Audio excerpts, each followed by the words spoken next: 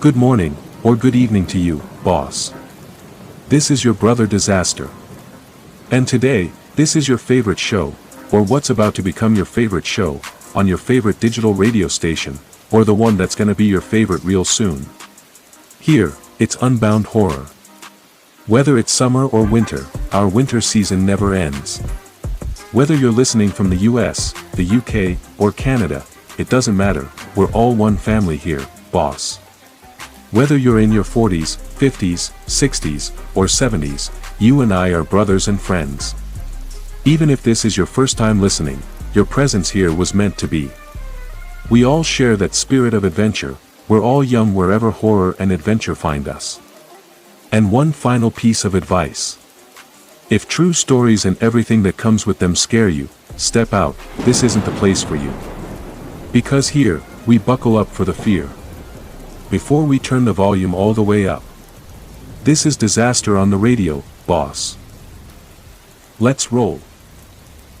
The crimson pool on the wooden floorboards had already turned dark, thick, and gelatinous around the edges, catching the flickering, yellow light of my oil lantern as I stepped through the shattered doorway of the isolated wooden cabin.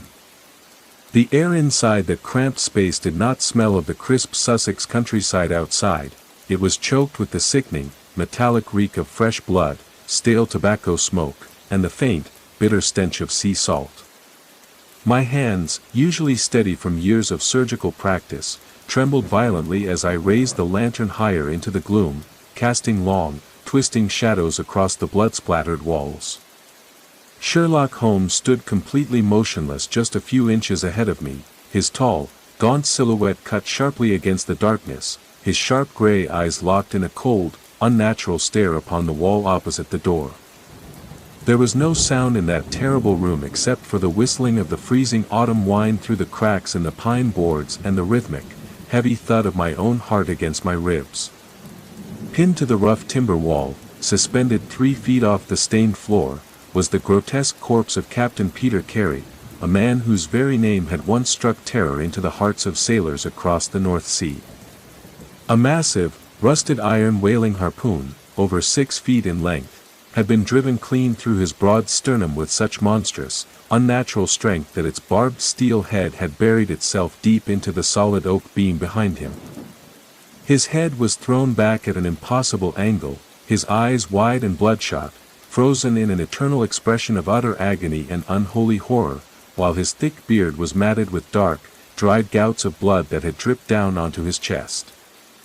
The barbs of the harpoon held his heavy body upright like a grotesque insect pinned to a collector's board, his boots dangling inches above a pool of crimson that still dripped slowly, drip, drip, drip, onto the floorboards below.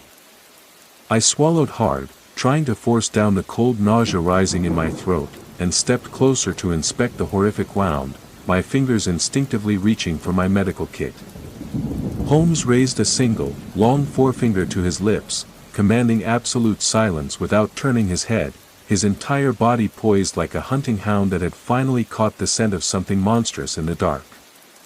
He leaned forward slowly, his sharp eagle profile inches away from the iron shaft of the weapon, examining the dried blood along the barbed steel with a detached, clinical intensity that bordered on the terrifying.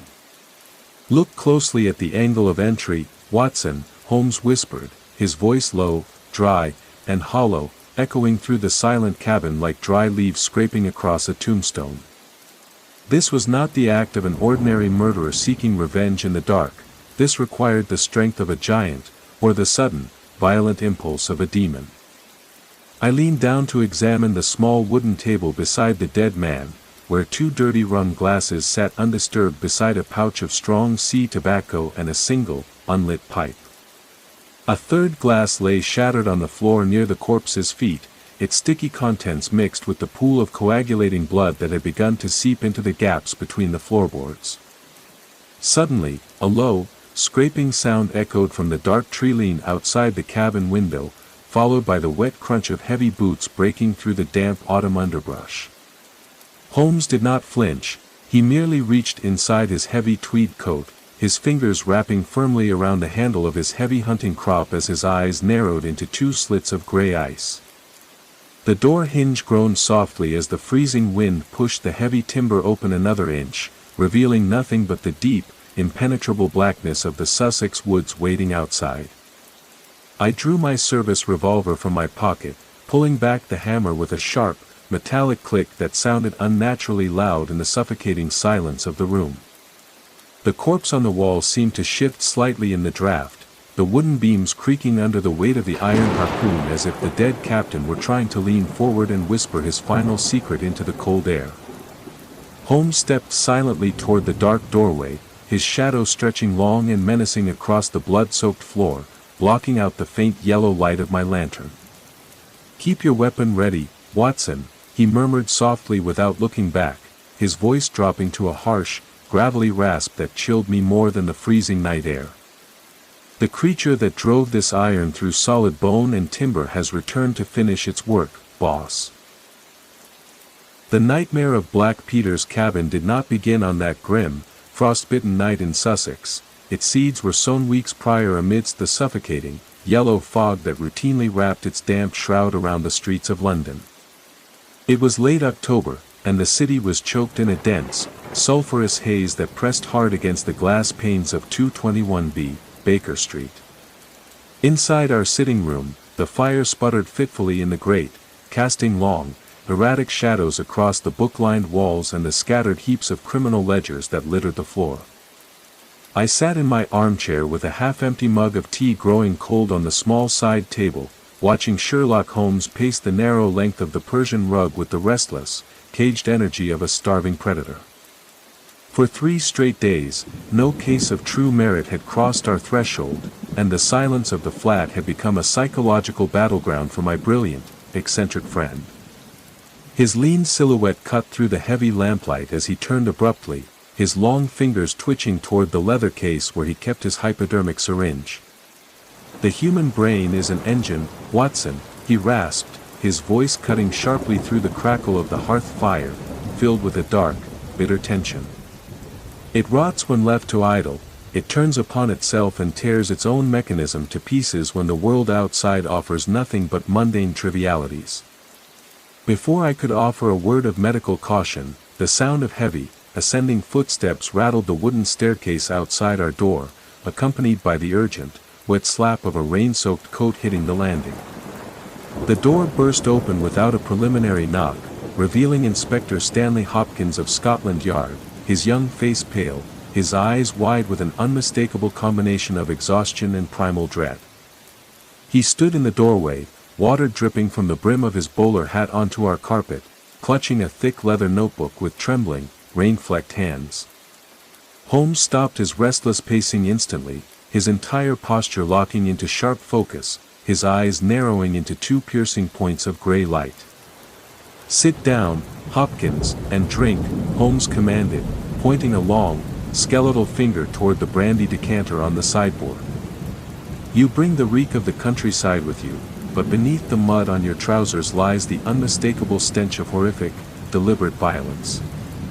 Hopkins collapsed into the wooden chair opposite mine, his hands shaking so violently that the glass clicked repeatedly against his teeth as he swallowed a heavy draught of the liquor. "It is a business out of hell itself, Mr. Holmes," Hopkins began, his voice barely rising above a raw, choked whisper as he leaned forward into the firelight. "Down at Forest Row in Sussex, a place called Woodman's Lee, Captain Peter Carey has met an end so hideous that my constables refuse to stand guard inside his garden after nightfall." The name echoed through the warm room like a sudden drop in temperature, conjuring immediate, dark memories of marine records and tavern rumors. Captain Peter Carey, known throughout the southern ports as Black Peter, was a retired harpooner and whaling commander whose reputation for extreme cruelty and violent madness was legendary among seafaring men. Hopkins reached into his coat pocket and withdrew a small, folded scrap of paper, his fingers leaving smudges of cold mud along the edges. He lived alone in a secluded wooden hut built at the edge of his property, structured exactly like a ship's cabin, Hopkins continued, his breath coming in ragged gasps. He locked himself inside every evening with his rum and his tobacco, threatening to murder any servant who dared approach the wooden door after dark. And last night, Holmes asked softly, leaning over the table, his shadow looming over the young inspector like a bird of prey. "Last night, the butcher's boy found the lock broken," Hopkins whispered, looking down at his own trembling hands. "Carey was found pinned to the wall, Mr. Holmes, spiked through the heart with a heavy steel harpoon like a butterfly stuck to a board, his eyes wide open in the dark." A heavy, breathless silence fell over 221B, Baker Street, broken only by the mournful wail of the foghorn on the Thames far in the distance. Holmes reached for his heavy Inverness cape and pulled his deerstalker hat down low over his forehead, his face set in a mask of dark, immovable resolve. "Grab your service revolver and your medical bag, Watson," Holmes said, turning his cold, gray eyes toward me in the gloom. "We leave for Sussex on the midnight train, for we are about to hunt a monster that walks in the guise of a man, boss." The midnight train to Sussex rolled through the pitch-black countryside like an iron leviathan, its rhythmic clatter against the rails echoing through the empty, unlit carriage. Inside our compartment, the oil lamp flickered fitfully against the glass, casting a pale, yellow glow across Sherlock Holmes as he sat opposite me, motionless, wrapped tightly in his heavy wool cape.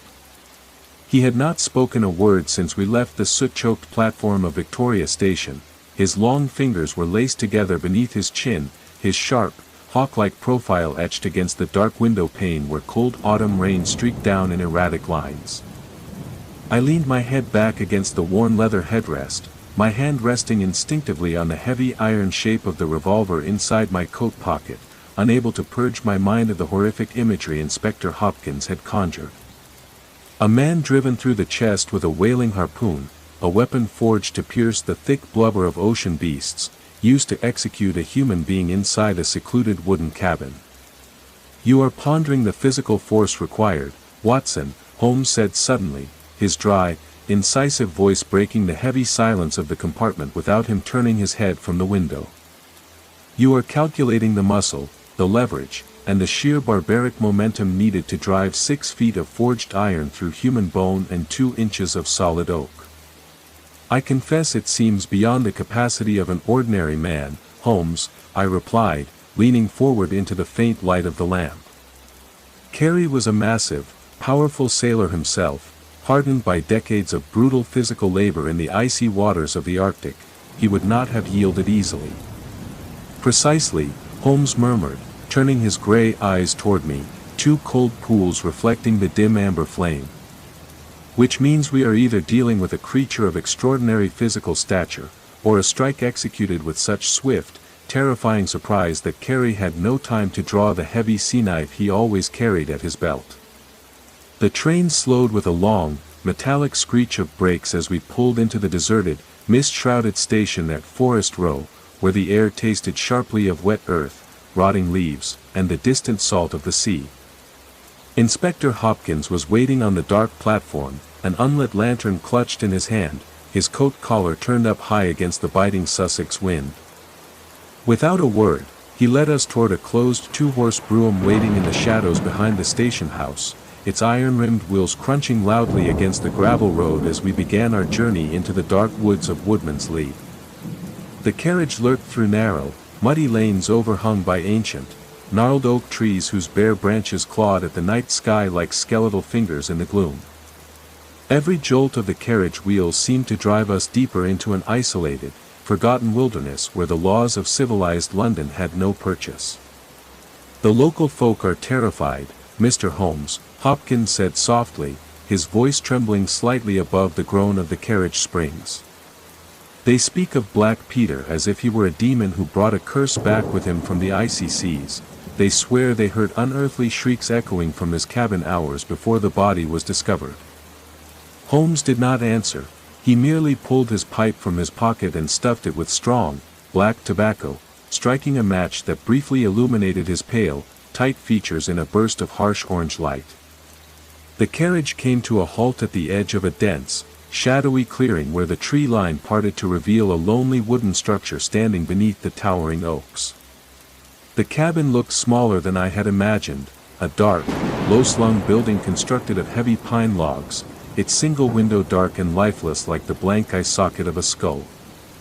A lone constable stood near the perimeter fence, shivering violently under a oilskin cape, his hand clutching a heavy wooden truncheon as he stared nervously into the swaying black trees. We stepped out onto the damp grass, the cold autumn wind whipping around us, carrying the faint, unmistakable odor of stagnant water and decaying vegetation.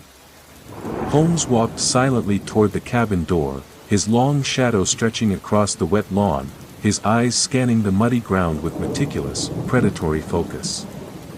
He reached the heavy timber threshold, where the broken lock hung limply from its screws, and turned back to look at me in the darkness.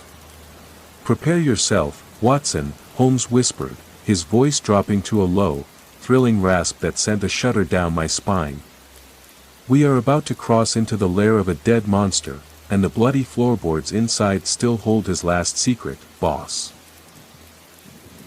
The interior of the cabin was plunged in darkness until Hopkins raised his oil lantern, its yellow beam piercing the gloom to illuminate the scene of slaughter. The air inside was thick, cold, and heavy with the unmistakable reek of stale tobacco, spilled rum, and the iron stench of dried blood. There, pinned to the far oak wall, was Captain Peter Carey, his massive frame suspended above the floorboards by the long, rusted iron bar of the harpoon driven through his chest. His face was contorted into a terrifying mask of rage and agony, his lips were pulled back over dark, yellowed teeth, and his wild, bloodshot eyes stared blankly into the shadows as if still confronting his murderer. The heavy steel head of the harpoon had penetrated his thick woolen jacket, his sternum, and the solid timber beam behind him, anchoring his body with a grotesque, unshakable rigidity. Beneath his dangling boots lay the dark, coagulated pool of blood, now hardened into a slick, obsidian crust that had seeped deep into the cracks between the pine floorboards. Holmes moved across the room silently, stepping carefully around the dark stain, his eyes sweeping over every square inch of the blood-splattered chamber with terrifying intensity. He dropped to his knees, dropping his face within inches of the floorboards, examining a series of faint, muddy smudges that led from the broken door to the wooden table. "Two men sat here, Watson," Holmes murmured softly, his voice echoing in the confined space as he pointed to the two dirty rum glasses resting on the timber surface. Carey was drinking with a guest, a man who sat opposite him in that wooden chair, smoking strong sea tobacco and listening to the captain's stories. "And then?" I asked, my voice barely a whisper as I kept my hand clamped firmly over the revolver in my coat pocket. And then the visitor stood up, retrieved the heavy harpoon resting in the corner of the cabin, and drove it through his host's chest before Carey could even draw the heavy knife at his belt, Holmes replied, standing up smoothly. He leaned close to the corpse, his long, delicate fingers tracing the iron shaft of the weapon without touching the dried gore that encrusted the metal. "Look at the weapon, Hopkins," Holmes said, turning his keen gray eyes toward the young inspector. "This is a vintage whaling iron, stamped on the socket with the initials, SSH, a tool crafted for the Arctic seas, preserved for decades, and wielded tonight with supernatural precision." Holmes dropped back to his knees beside the dead man's boots, searching the pockets of Carey's blood-soaked trousers until his fingers encountered a small, hard object wrapped in oilcloth. He withdrew it carefully, unfolding the protective wrapper to reveal a small notebook bound in cracked leather, its pages filled with columns of figures, names, and mysterious initials. "A logbook," Holmes whispered, his eyes gleaming with a sudden, dangerous fire in the lantern light. "A record of transactions that were never meant to see the light of day, written in the hand of a dead tyrant." Suddenly, a low, scraping sound echoed from the dark tree-line directly outside the cabin's shattered window, followed by the wet, deliberate crunch of heavy boots breaking through the damp autumn underbrush. Holmes snapped the notebook shut and pocketed it in a single motion, blowing out the lantern flame and plunging us instantly into absolute, pitch-black silence. "In the corner, Watson," Holmes whispered into the darkness, his cold breath brushing against my ear. "The killer has realized what he left behind, and he has come back to reclaim it, boss." The darkness inside the wooden cabin became an absolute, suffocating blanket, broken only by the thin, silver rays of moonlight filtering through the cracks in the pine boards. My heart hammered against my ribs like a trapped bird, each thud sounding unnaturally loud in the dead silence that settled over the blood-soaked room. Beside me, Sherlock Holmes was as still and cold as a stone monument, his posture rigid, his breathing so shallow and silent that he seemed to have merged entirely with the surrounding shadows. Outside, the crunching of boots against wet leaves grew nearer, stopping just inches from the cabin's shattered doorway, followed by the raspy, irregular panting of a man who had traveled hard through the night. A long, trembling shadow stretched across the threshold as a silhouette blocked the faint moonlight, hesitation evident in every line of its stooped frame. The figure stepped carefully over the broken timber of the doorframe, a low, terrified whimper escaping its throat as it breathed in the metallic reek of blood and cold decay.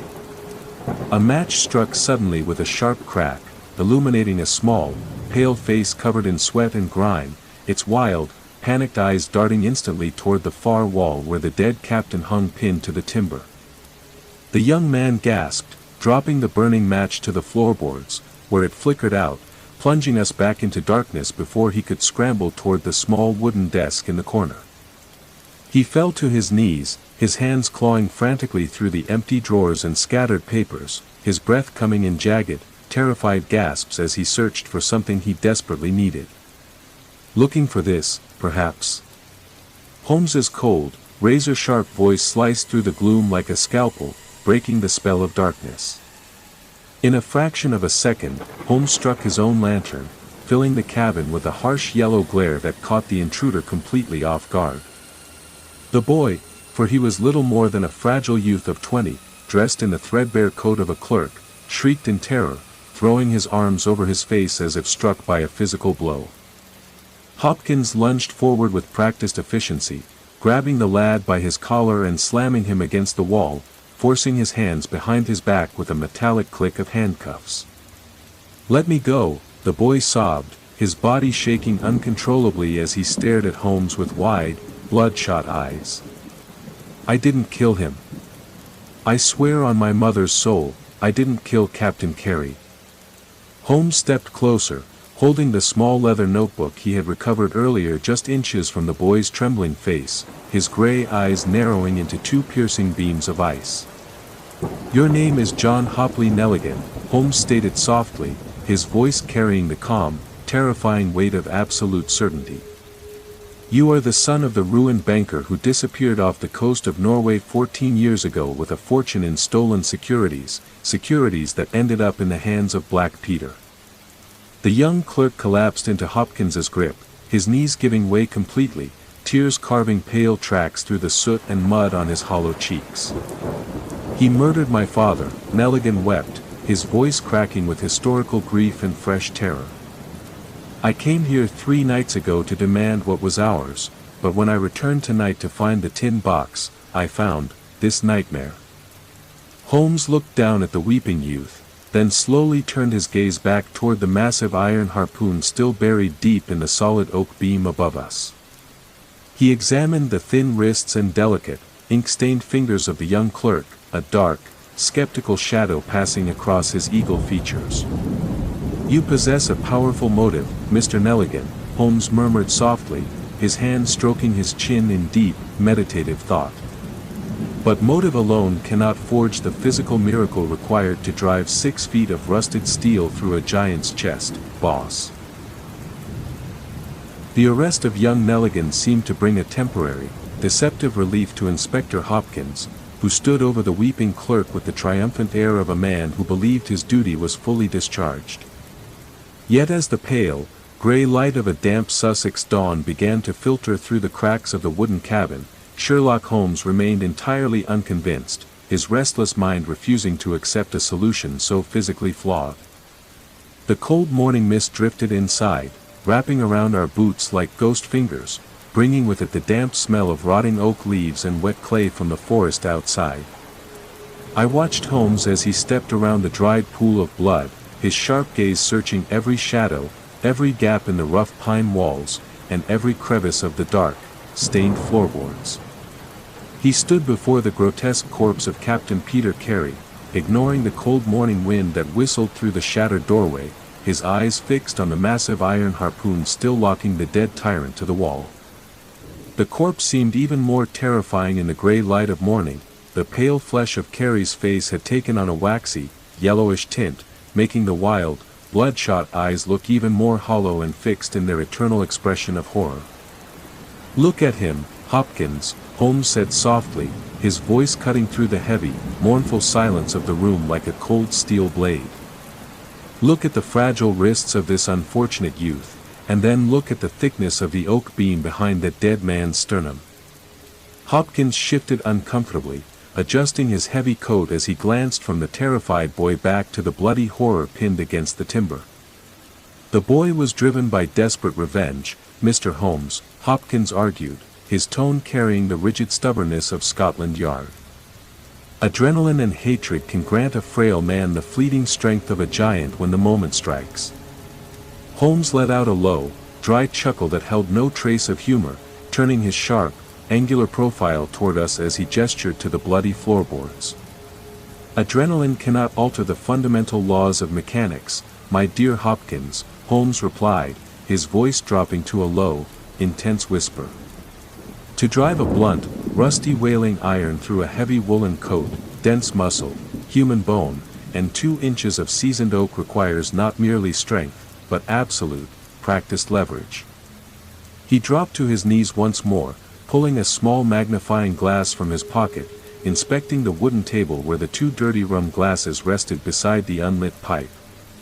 He moved his glass along the rough wood, noting every faint scratch, every drop of dried sear rum, and the faint layer of tobacco ash scattered near the edge. He leaned close to the glass that lay shattered on the floor, sniffing the dried sticky residue with a methodical, clinical detachment that sent a shudder down my spine. "Carey drank with someone who understood his past," Holmes murmured, rising smoothly to his feet, his gray eyes shining with an uncanny, predatory fire.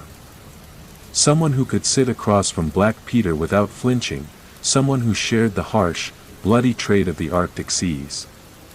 He paced slowly toward the small window, looking out into the dense, foggy woods where the tall trees swayed gently in the autumn gale, their bare branches scraping against the outer walls of the cabin like desperate fingers trying to break in.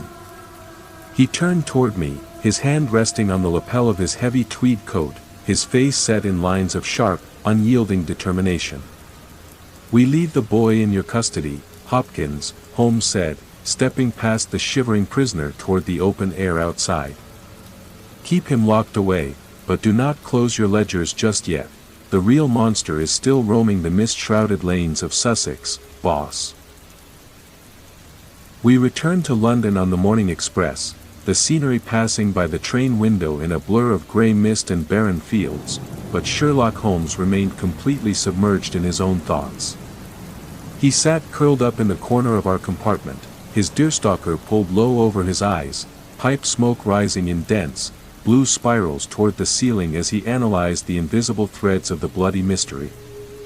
The image of Captain Peter Carey pinned to that oak beam like a grotesque specimen haunted my mind, yet Holmes seemed to look far beyond the gruesome horror of the crime scene to the calculating killer who walked free.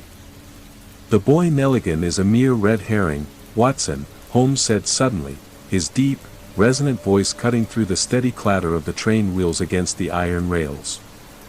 "He is an unfortunate ghost chasing his father's ruined fortune, but he lacks the ruthless, terrifying muscle required to drive 6 feet of forged steel through solid bone." "Then who sat across from Black Peter that night, drinking his rum and smoking his tobacco?" I asked, leaning forward with my hands resting on my knees.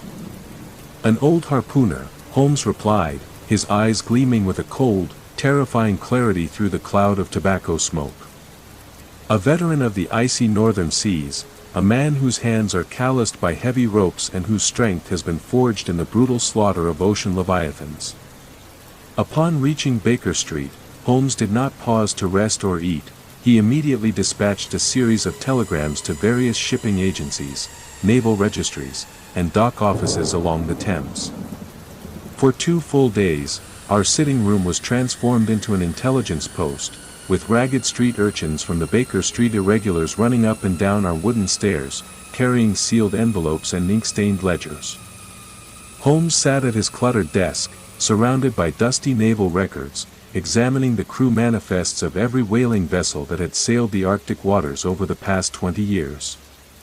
"The weapon itself is our greatest clue, Watson," Holmes murmured, holding up an enlarged hand-drawn diagram of the rusted harpoon we had examined in the Sussex cabin. The stamp SSH stands for the Sea Unicorn, a steam whaler that vanished from active service years ago after a disastrous final voyage under Carey's brutal command. He tapped his long, thin finger against a list of names transcribed from the ship's original logbooks, his eagle features setting into an expression of grim, predatory satisfaction. "Carey cheated his crew out of their hard-earned share of the oil, Watson. He accumulated wealth through violence, robbery, and silence, leaving broken men in his wake across every port in Britain."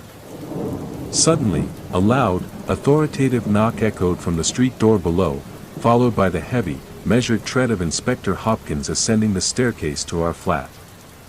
The young inspector entered our room looking worn and exhausted, his bowler hat in his hand, his eyes filled with a troubling mixture of doubt and frustration. "The magistrates are preparing to formally charge young Nelligan, Mr. Holmes," Hopkins announced, sinking into the armchair opposite mine with a heavy sigh. "The boy insists he is innocent, but he cannot explain how his father's stolen securities ended up in Black Peter's tin box, nor can he provide a solid alibi for the night of the murder." Holmes rose slowly from his desk, a cold, mocking smile playing at the corners of his thin lips as he picked up 3 crisp official documents from his table. "Let the magistrates play their legal games, Hopkins," Holmes said quietly, his voice carrying the authority of an absolute master of his craft. "While you have been trying to fit a delicate clerk into the frame of a brute, I have laid a trap for the true killer, a trap that will spring right here in this room tomorrow morning, boss." The morning fog hung thick over Baker Street, pressing against the window panes in a dull, yellow blanket that rendered the outside world silent and spectral. Inside 221B, the coal fire sputtered in the grate, throwing deep orange embers and dancing shadows across the room as Sherlock Holmes stood near the mantelpiece, checking the action of his heavy hunting crop with cold, practiced precision. Inspector Hopkins sat perched on the edge of the leather sofa, his fingers nervously twitching against his knees, while I remained in my armchair with my hand resting heavy inside my pocket, my fingers curled tightly around the cold steel butt of my Webley revolver. "The trap is set with the only bait a ravenous predator cannot resist," Holmes whispered into the dim light of the sitting room, his sharp profile turned toward the heavy oak door leading out to the landing. "I placed an advertisement in the Maritime Gazette seeking 3 experienced harpooners for a private Arctic expedition, specifying extraordinary wages and immediate cash advances for men of proven skill." Hopkins leaned forward, his voice choked with doubt as he glanced at the quiet street below. "And you truly believe the murderer of Captain Carey will walk right into your sitting room, Mr. Holmes?" "A man who slays with a whaling iron is a man of limited trades, Hopkins," Holmes replied, his eyes narrowing into 2 piercing points of gray light. "He is broke, he is hiding in the dark alleys of the East End, and his pockets are as empty as his conscience. He cannot afford to pass up a berth on a harpooning vessel." Before Hopkins could respond, the sound of heavy, deliberate footsteps echoed from the wet pavement outside, crunching against the stone steps of our entrance before ascending the wooden staircase with slow, agonizing power. Each step creaked under an immense weight, the slow, rhythmic cadence of a seafaring giant dragging himself up toward our door like an unstoppable force from the deep. Holmes raised his hand, signaling absolute silence, his entire frame freezing into an icy posture of complete, terrifying readiness. A knock rattled the timber of our landing door, 3 hard, metallic thuds delivered with the knuckles of a hand accustomed to striking iron and timber. "Come in," Holmes called out, his voice smooth, inviting, and completely devoid of fear. The door swung open, and the doorway was instantly filled by the massive, hulking frame of a man whose very presence seemed to drain the warm air straight from the room. He was broad-shouldered, thick-necked, and weathered by harsh sea winds. His face was framed by a dark, matted beard, and his small, pig-like eyes burned with a wild, volatile malice from beneath his heavy brows. He wore the grease-stained wool coat of a harpooner, and his thick, calloused hands capable of snapping a man's neck like a dry pine twig, hung loosely at his sides as he scanned the room with instant suspicion. "I came about the berth for the Arctic voyage," the giant growled, his voice a low, guttural rasp like heavy stones grinding together under water. "They told me down at the dock office that a gent named Holmes was paying gold for men who know how to strike a whale." "And your name, my good man?" Holmes asked softly, taking a slow step toward the small wooden table in the center of the room. "Patrick Cairns," the sailor grunted, his eyes darting toward Hopkins, then to me, his body shifting subtly into a defensive stance. Holmes reached for a paper on the table, leaning forward as if to inspect a contract, his movements smooth and unhurried. "Patrick Cairns," Holmes repeated, his voice dropping to a terrifying, bone-chilling whisper as he locked his gray eyes onto the giant. The man who sat across from Black Peter, drank his serum, and drove a 6-foot harpoon through his heart before he could draw his knife. "Boss." The name had barely escaped Holmes's lips when the air in the room seemed to ignite with sudden, violent fury. Patrick Cairns let out a guttural, animalistic roar that rattled the glass in the window panes, his weathered face contorting into a hideous mask of murderous rage as he realized he had walked directly into a snare. With the explosive speed of a wounded bear, the massive harpooner lunged across the rug, his huge, calloused hand diving into his coat pocket to draw a heavy, curved skinning knife that gleamed viciously in the firelight. "You lying devil!" Cairns bellowed, his voice shaking the heavy oak floorboards as he raised the steel blade to slash straight at Holmes's throat.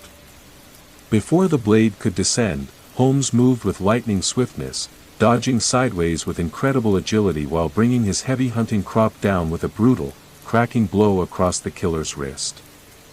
The knife clattered against the iron grate of the fireplace, sending orange sparks flying across the hearth, but Cairns did not even flinch from the pain. He threw his massive weight forward, slamming his shoulder into Holmes and driving my friend backward against the wooden bookshelves, sending volumes crashing down around them.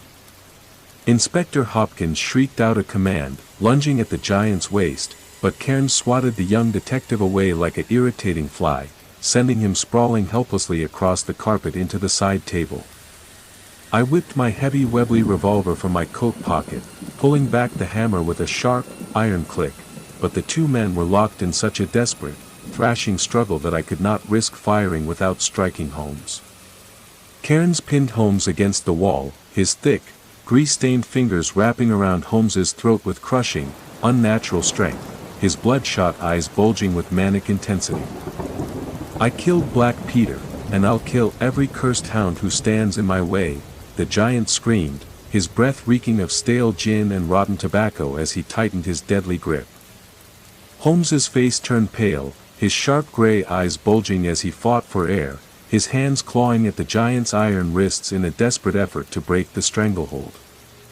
I sprinted across the room, raising the heavy iron barrel of my revolver high above my head, and brought it down with all the force in my body directly onto the back of Patrick Cairns's skull.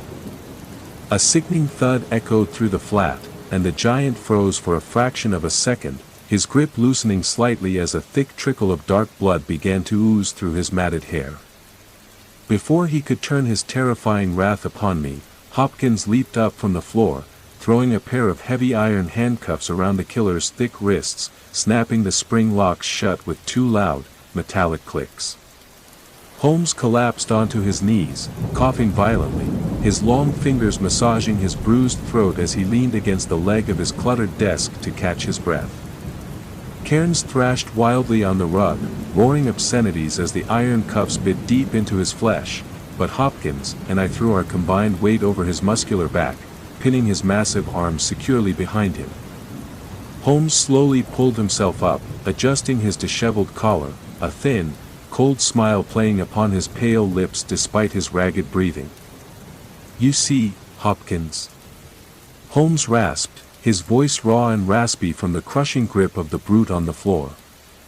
"Here is the muscle that drove the iron through solid oak.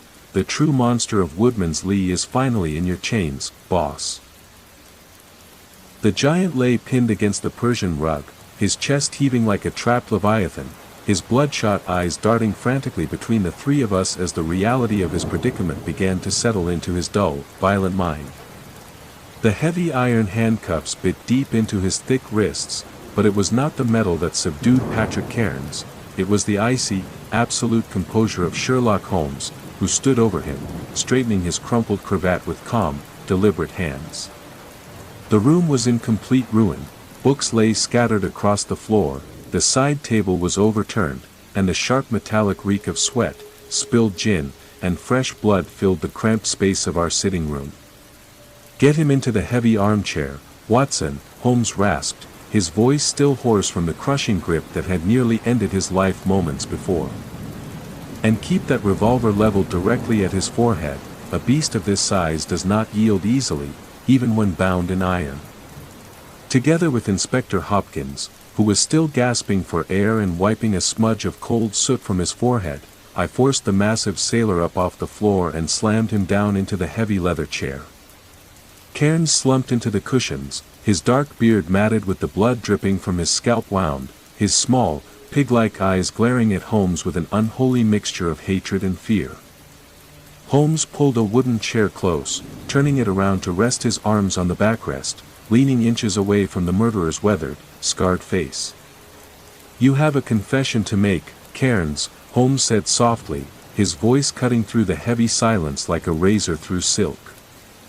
"And you will make it now, word for word, before Inspector Hopkins takes you to the gallows at Newgate." The giant let out a low, shuddering growl, spitting a mouthful of dark blood onto the floorboards beside his boots before speaking in a deep, guttural voice that vibrated through the furniture. "I don't deny it," Cairns growled, his thick jaw set in a line of bitter defiance. "I drove the iron through his black heart, and if I had the chance, I'd drive it through him 10 times over." Hopkins leaned forward, his notebook clutched in his shaking hands, his eyes wide as he recorded the monster's words in the fading yellow light of the fog-choked morning. "Tell us of the sea unicorn, Cairns," Holmes commanded quietly, his gray eyes narrowing into 2 cold points of light. "Tell us how Captain Peter Carey robbed his own crew and left honest sailors to starve while he built his fortune on stolen gold and murdered men." Cairns laughed, a dark, hollow sound that held no joy, echoing through the room like dry bones rattling in a box. "Black Peter was a devil in human skin, sir," the sailor spat, his body trembling with long-buried rage. "August of '83, off the ice pack near Norway, we picked up a drifting boat in the storm, a rich gent named Nelligan, half dead from exposure, carrying a tin box packed with stolen stocks and securities." He paused, breathing heavily, his hands straining against the steel cuffs behind his back as the memories of that blood-soaked voyage surfaced. "Carey took the box, thrown the poor bastard overboard into the freezing sea when no one was looking, and threatened to hang any man who spoke a word of it when we reached port. And you went to his cabin in Sussex to claim your share," Holmes stated, completing the sentence with cold, mathematical precision. Cairns nodded slowly, his eyes fixed on the cold embers in the grate. "I tracked him down to that cursed wooden hut in Woodman's Lee," Cairns whispered, his voice dropping to a harsh, terrifying rasp. "We drank his rum, we talked of the old days, but when I demanded my fair share of the Nelligan fortune, the old devil lost his mind." He leaned forward as far as his bindings would allow, his face contorting as he relived the dreadful horror of that midnight confrontation. "He drew his heavy sea knife to slit my throat while my back was turned," the giant groaned, his breath coming in ragged gasps. "I saw the steel flash in the lamplight, grabbed the wailing iron standing in the corner, and drove it through him before he could take another step." A heavy, suffocating silence settled over 221B, Baker Street as the full truth of the slaughter at Woodman's Lee lay exposed before us in all its brutal clarity. Holmes stood up slowly, looking down at the bound murderer with an expression of cold, detached pity, then turned his gaze toward Inspector Hopkins. "You have your murderer, Hopkins," Holmes said quietly, his hand resting on the back of my chair as he looked toward the fog-drenched window. "And young Nelligan can finally walk out of your prison cell a free man, boss."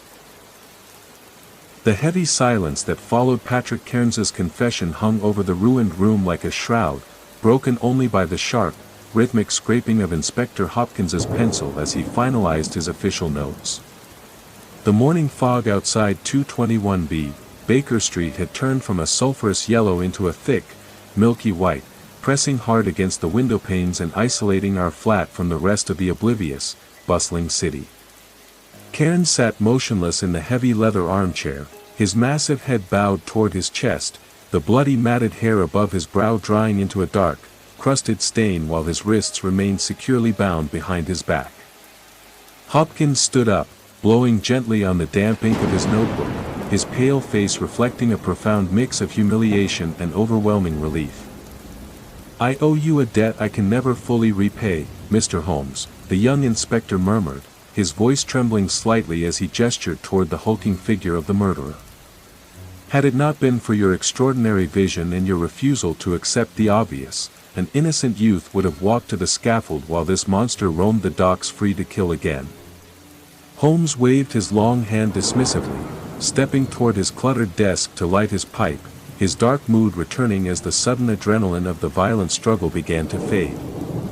"You look at the world through the narrow lens of legal procedure, Hopkins," Holmes replied, his voice still low and raspy from the crushing grip he had endured. "You see a suspect with a powerful motive, and you immediately distort the physical facts of the crime scene to fit your neat, comfortable theory." He drew a long draught of black tobacco, letting the gray smoke curl slowly around his lean features as he looked down at the floorboards where the shattered tea glasses lay. "The human mind is far too prone to accepting easy answers when confronted with terrifying brutality," Holmes continued softly, his gray eyes locking onto mine with an unearthly intensity. "True observation requires one to strip away emotion, fear, and prejudice, examining the bloody evidence with the cold detachment of a surgeon." Two sturdy constables from Scotland Yard, summoned by Hopkins prior to the ambush, arrived at our landing door moments later, their heavy boots thudding against the wooden stairs. With great caution, they hauled the silent Leviathan out of the armchair, keeping their truncheons drawn as they escorted the murderer down into the thick, waiting mist of Baker Street. Hopkins lingered at the threshold for a brief moment, holding his bowler hat against his chest, bowing his head in deep respect before following his men down into the gloom. When the heavy street door finally clicked shut below us, the flat fell into an absolute, suffocating quiet that seemed to emphasize the utter destruction left in the wake of the battle. I began gathering the scattered books from the rug, while Holmes stood motionless by the window, watching the police carriage vanish into the swirling white fog outside. He did not speak for several long minutes, his tall, gaunt frame silhouetted against the pale glass, looking like a solitary sentinel guarding the boundary between order and chaos.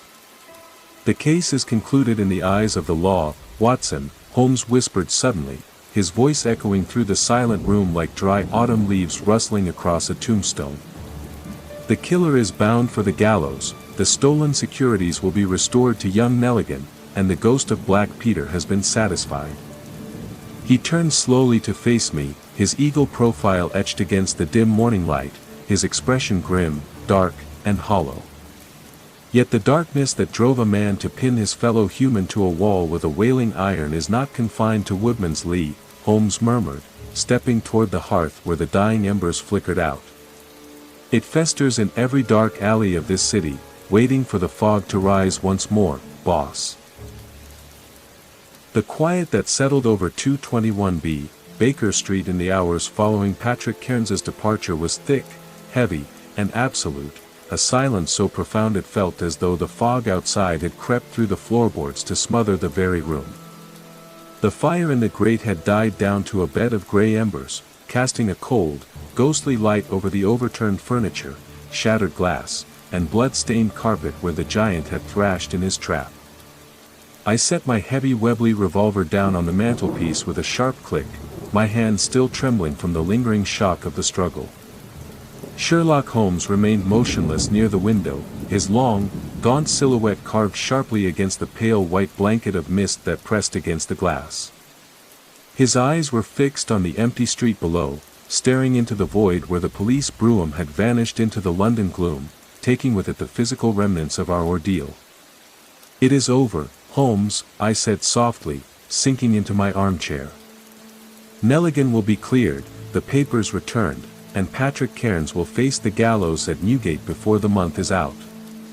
Holmes turned slowly away from the window, his movements deliberate, silent, and unnaturally graceful.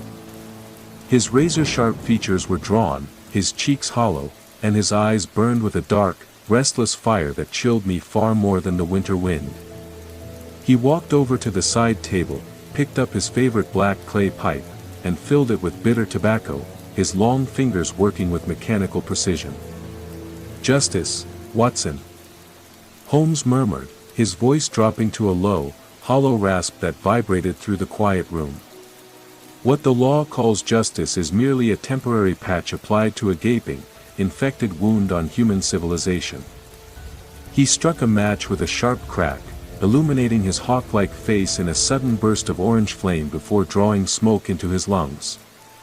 "Patrick Cairns was a monster, a brute formed by the blood and merciless cruelty of the icy northern seas," Holmes continued, pacing slowly across the ruined Persian rug. "He killed Black Peter in a fit of violent greed, driving 6 feet of rusted steel through a man's sternum as easily as he would have struck a whale. He stopped at his cluttered desk, picking up the small, grease-stained logbook we had recovered from the murder cabin, the silent witness to decades of robbery and tyranny. But Peter Carey was no less a demon," Holmes whispered, tossing the book back onto the table, where it landed with a heavy thud. "Carey built his quiet life upon the bones of desperate men, drowning their screams beneath serum and isolation, until the dark world he created came back to devour him."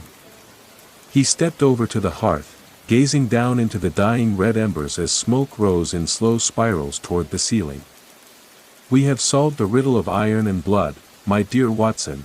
We have demonstrated how leverage and momentum can pin a tyrant to his own wall." He turned his gray eyes toward me, 2 sharp points of steel reflecting the decaying firelight, his posture rigid and cold. "Yet every time we drag one of these creatures into the light of day, I am reminded of the endless ocean of shadow that lies just beyond our window panes." He walked slowly toward his violin case in the corner, unlatching the iron clasps with a dry snap and pulling the instrument from its velvet lining. He drew the bow across the strings to produce a long, mournful, screeching note that sounded like the cry of a dying gannet over a stormy sea. The haunting sound filled every corner of 221B, Baker Street, shivering against the window glass and merging with the freezing fog outside. He lowered the instrument slightly, looking out into the pale, shifting void that swallowed the city whole. "The fog will clear by evening, Watson, and the city will return to its fragile routine," Holmes murmured, his voice dropping so low it was almost lost beneath the wail of his violin. "The living will trade their silver and pretend that the dark does not exist right beneath their feet." He raised the bow once more, his sharp profile etched against the gloom like an eternal guardian standing watch over a city of secrets. "Let them dream their fragile dreams in the gaslight," Holmes whispered into the freezing air of the flat. "Our work in the shadows has only just begun, boss."